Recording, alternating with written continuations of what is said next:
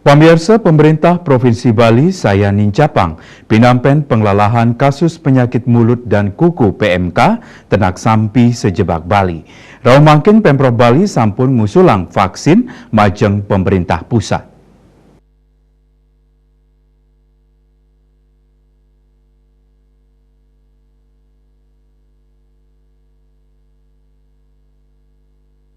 Ketua Satgas Penanganan PMK Provinsi Bali Dewa Made Indra Maosang ring sajeroning nampenin pengelalahan kasus PMK ring Bali sampun nyarengin mahasiswa saking Fakultas Peternakan Universitas Udayana antuk ngicenin panguruhan majang peternak mangdanis tate maut saha ngerakse ternak ipun nenten keni PMK. Ring sajeroning ngutuang Bali sani tek-tek saking kasus wiadan gatre PMK. Sekda Provinsi Bali ngwedarang pemerintah pusat ngerakse pisan mangde Bali aman saking sarwa kahanan kaon. Pet Prada sampun keterima 500 tali, majanten durung maka sami kawigunakan sapisanan. Winata Bali Pos.